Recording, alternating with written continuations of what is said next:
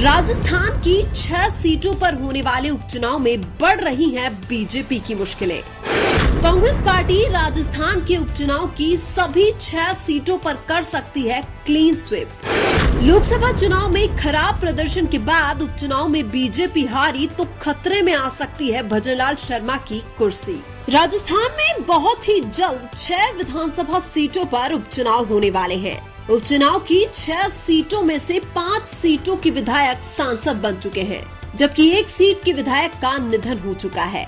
सलूम्बर विधानसभा seat से BJP के विधायक अमृतलाल मीणा का निधन हो चुका है, इसलिए वहां भी उपचुनाव होंगे।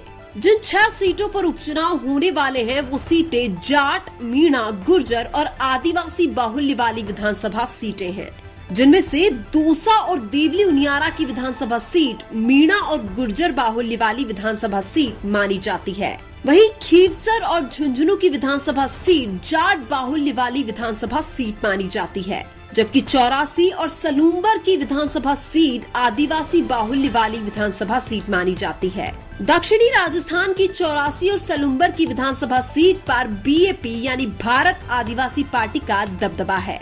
84 की विधानसभा सीट पर तो भारत आदिवासी पार्टी की जीत सुनिश्चित है। वहीं सलूम्बर में भी भारत आदिवासी पार्टी की अच्छी पकड़ है। अगर सलूम्बर की विधानसभा सीट पर बीएपी और कांग्रेस गठबंधन करती है तो फिर यह सीट भी बीजेपी हार जाएगी। यानी कि दक्षिणी राजस्थान की जिन 2 विधानसभा सीटों पर उपचुनाव होंगे उनमें बीजेपी का खाता खुलना बहुत ही मुश्किल है। इसके बाद जाट बाहुल्य वाली खीवसर की विधानसभा सीट पर हनुमान बेनीवाल की राष्ट्रीय लोकतांत्रिक पार्टी का दबदबा है।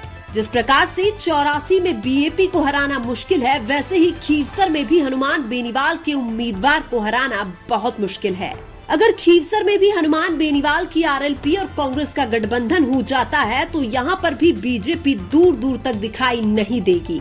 हालांकि खीवसर में हनुमान बेनीवाल अकेले भी बीजेपी और कांग्रेस को हराने की ताकत रखते हैं।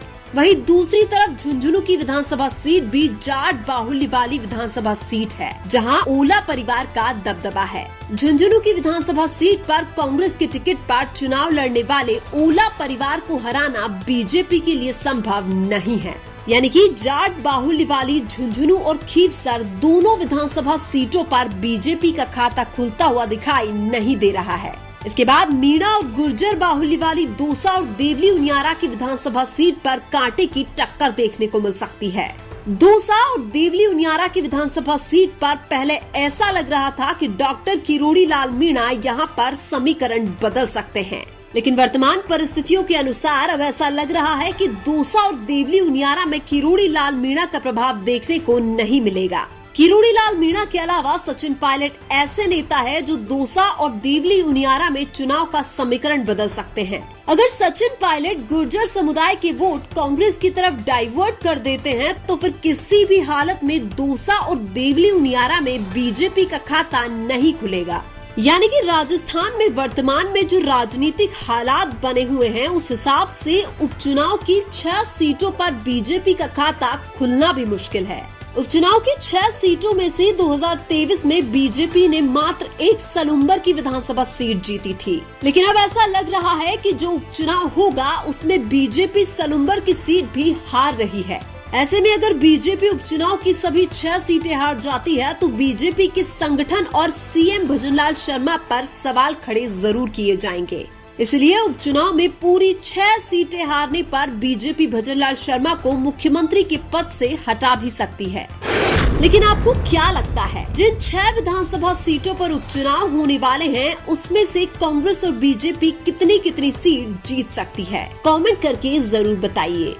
वीडियो अच्छा लगा तो लाइक कीजिए और हमारे चैनल मीणा की आवाज को सब्सक्राइब कीजिए। धन्यवाद।